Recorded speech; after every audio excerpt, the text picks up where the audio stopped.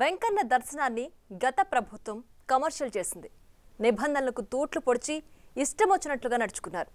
ఒక సిఫారసు లేఖపై వందల మందికి దర్శనం కల్పించి సామాన్యులను పట్టించుకోకుండా పోయారు. 7 కొండలను వ్యాపారమయంగా మలుచుకున్నారు. ఇప్పుడు కొలువు తీరిన చంద్రబాబు ప్రభుత్వం తిరుమల ప్రక్షాళనకు నడుంబిగించింది. సామాన్యుడికి మెరుగైన దర్శనం కలిగించే మార్గాలపై ఫోకస్ పెట్టింది. గత ప్రభుత్వంలో జరిగిన అవినీతిని కూడా వెలికితీస్తోంది.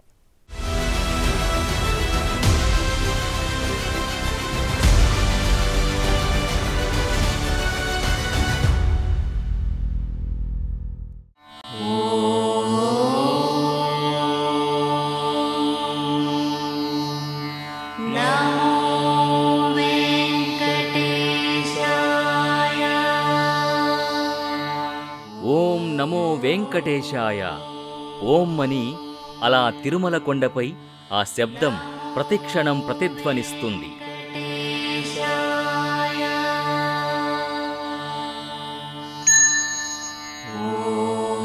ఆ చాంటింగ్ మనల్ని ఒక ఆధ్యాత్మిక ప్రపంచంలోకి తీసుకెళ్తుంది.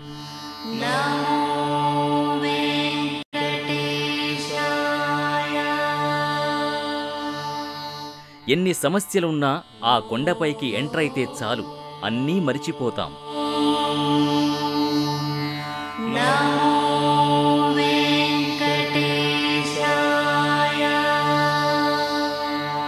ఇది కలియుగ వైకుంఠం.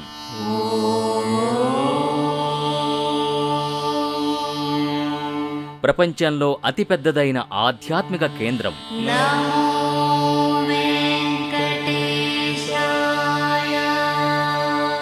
కోటాను కోట్ల మంది భక్తుల కొంగు బంగారం.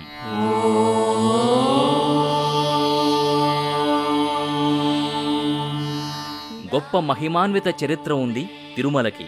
అందుకే 7 కొండల వెంకన్న దర్శనానికి నిత్యం భక్తులు భారీగా తరలి వెడతారు. ఆ స్వామిని దర్శించుకుని పులకించిపోతారు.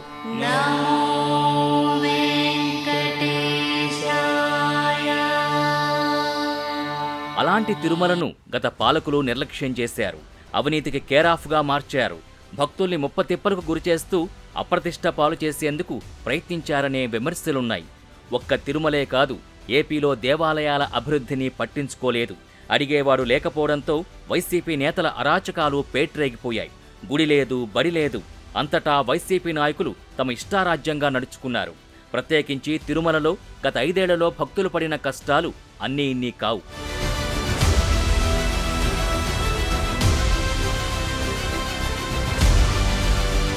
వైసీపీ పాలనలో ప్రతి సేవకు ధరలు పెంచడంపై శ్రద్ధ చూపారు. డబ్బులు కట్టే భక్తులపై ఆసక్తి చూపించారు. నిజమైన భక్తిభావంతో వచ్చే సామాన్యుల్ని కష్టాల్లోకి నెట్టారు.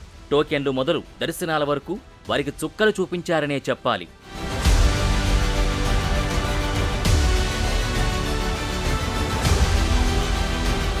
(2019కు ముందు శ్రీవారి దర్శనానికి రోజుకు 1,00,000 మంది వచ్చినా సింపుల్గా దర్శనాలు జరిగేవి. దర్శనం, లఘు దర్శనం, మహాలఘు దర్శనం అని పెట్టినా భక్తులు సర్దుకుపోయేవారు. క్యూలైన్లు 24 గంటల పాటు సాగినా ఎప్పుడూ భక్తులకు ఇక్కట్లు ఎదురైన దాఖలాలు కనిపించలేదు. కానీ జగన్ పాలనలో పరిస్థితి మారిపోయింది. ఓ పద్ధతి లేదు, వ్యవస్థ లేదు, సమాధానం చెప్పేవారు లేరు. వెల్లువలా వచ్చే భక్తుల్ని నియంత్రించలేక టీటీడీ చేతులెత్తేసింది. భక్తుల తాకిడిని అంచనా వేయకుండా టోకెన్లు పరిమితంగా జారీ చేస్తూ వారందరినీ అక్కడే నిరీక్షించేలా చేశారు. ఫలితంగా కొండ మీదకు వెళ్లి దేవదేవుని దర్శించుకుని గోవిందా గోవిందా అను స్మరించాల్సిన జనం కొండ కిందనే ప్రభుత్వంపై, సీఎంపై విరుచుకుపడాల్సిన పరిస్థితి ఏర్పడింది. ఫ్రమ్ హైదరాబాద్ క్వాలిటీ ఇంప్రూవ్ అయింది. ఫుడ్ పర్వాలేదు, బాగానే ఉంది. మునుపటి కంటే బాగా ఇంప్రూవ్ అయింది. ఇంతకుముందు గత వైఎస్ఆర్ ఉన్నప్పుడు బాగా లేకుండే ఇక్కడ. ఇప్పుడు చంద్రబాబు నాయుడు వచ్చినాకల్లా ఫుడ్ కానీ, లడ్డు కానీ, దర్శనం కానీ అన్నీ చాలా బాగున్నాయి. ఇంతకుముందు గత చంద్రబాబు నాయుడు ఉన్నప్పుడు కూడా అప్పుడు కూడా బాగుండే. మధ్యలో జగన్ పరిపాలనలో బాగాలేదు. మాకు అన్ని సౌకర్యాలు మంచిగా జరిగినాయి. ఇక్కడ వచ్చినందుకు ఫుడ్ కానీ, ఏది కానీ, లడ్డు కానీ, స్వీట్ కానీ అన్నీ బాగానే ఉన్నాయి. మాకు చాలా మంచిగా అనిపించింది. చిన్నపిల్లలకి పాలు ఇస్తున్నారండి.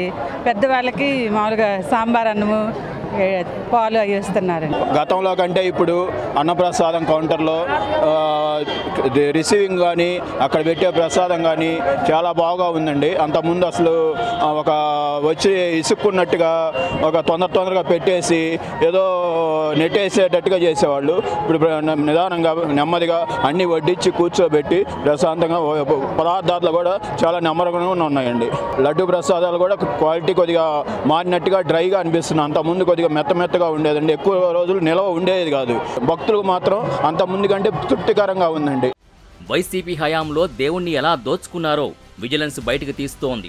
మిగతా విషయాలు పక్కన పెడితే అసలు దర్శనం పేరుతో ఎలా దోపిడీ చేశారో పత్రాలతో సహా బయటకొస్తున్నాయి.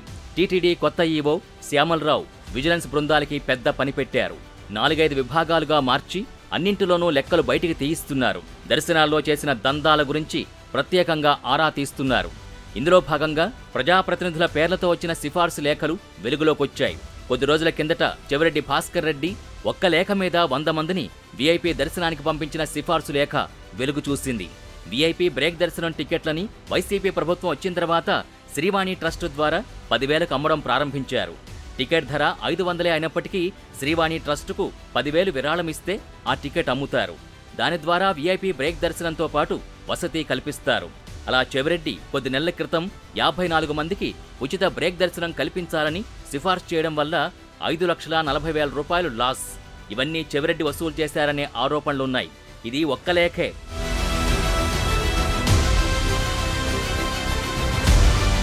గత 5 ఏళ్లుగా ఎన్నిసార్లు రాసి ఉంటారో చెప్పాల్సిన పనిలేదు. తాజాగా పెద్దిరెడ్డి కూడా అలాంటి లేఖలు రాసి ఆల్మోస్ట్ 100 మందిని దర్శనానికి పంపించారు. ఇలాంటి దందాలు లెక్కలేనన్ని సాగాయని, ఇదో వ్యాపారంగా వైసీపీ నేతలు మార్చుకున్నారనే ఆరోపణలున్నాయి. వీరంతా దర్శనాల్ని ఎలా అమ్ముకున్నారో లెక్కలు తీస్తున్నారు విజిలెన్స్ అధికారులు. ఈ 5 ఏళ్ల పరిపాలనలో వీళ్ళు ముఖ్యదేమో జీసస్ని, వీళ్ళ ముఖ్యమంత్రి ఏమో, కానీ వ్యాపారం మాత్రం ఈడ వెంకటేశ్వర వ్యాపారాలు లాబింగ్లు. ఉదాహరణకి మా జిల్లా మంత్రి, ఉమ్మడి జిల్లా మంత్రి పెద్దిరెడ్డి రామచంద్రరెడ్డి గారు, ఇక్కడ 3 మంత్రులు ఉన్నారండి. ఈయన ఒక్క రోజుకి 74 మందికి బ్రేక్ దర్శనాలు, దాంట్లో 18 సేవా టికెట్లు. తోమల సేవ చూసి తిరుపతి స్థానికుడు పుట్టి పెరిగి నేను తోమల సేవ చూడాలని నా 40 ఏళ్ళ కోరిక, ఇంతలో చూడాల.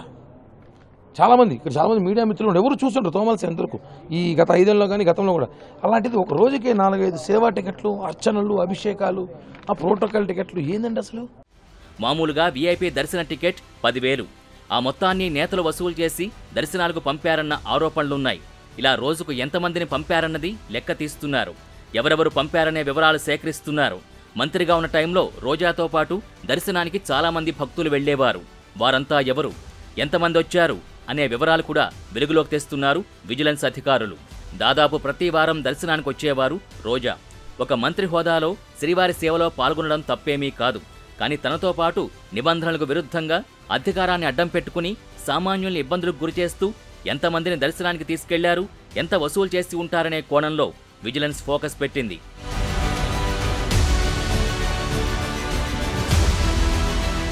ఓవైపు విజిలెన్స్ తనిఖీలు,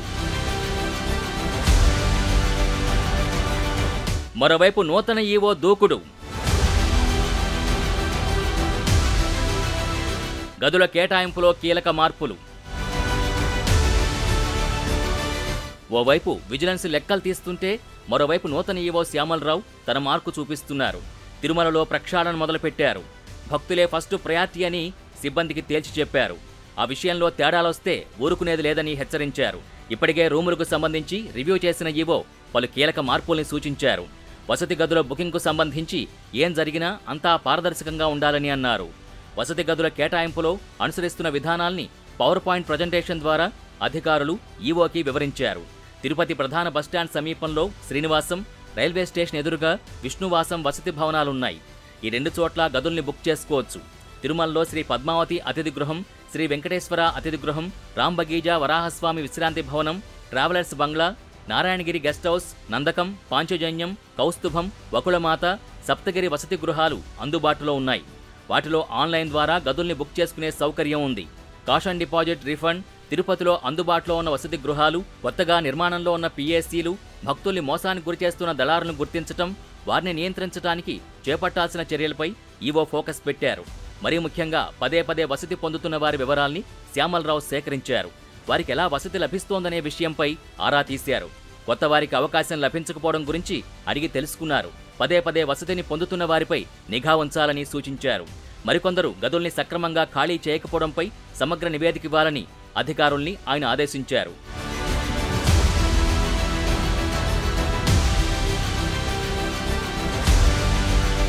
తిరుమల దర్శనం సందర్భంగా ప్రక్షాళన ఇక్కడి నుంచే మొదలు పెడతానని సీఎం చంద్రబాబు చెప్పారు. అందుకు అనుగుణంగానే కొత్త ఈవోని అపాయింట్ చేశారు. ఆయన పని ఆయన చేసుకుంటూ వెడుతున్నారు. ఈలోగా ప్రభుత్వం కూడా విజిలెన్స్ విచారణకు ఆదేశించడంతో అక్రమార్కుల గుండెల్లో రైళ్లు పరిగెడుతున్నాయి. ఇన్నాళ్లు ఆడింది ఆట పాడింది పాటగా నడిచింది. ఇలా విజిలెన్స్ దూకుడుతో తిరుమలలో Sharada Peetham భాగోతాలు వెలుగులోకొచ్చాయి.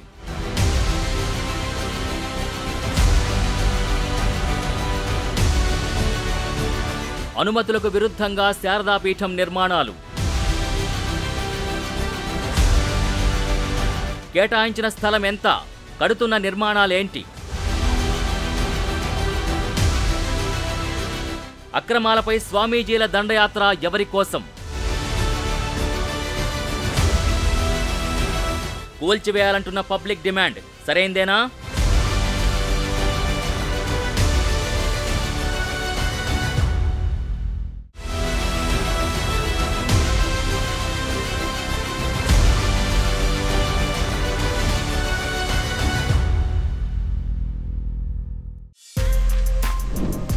For more videos like this, subscribe Big TV channel.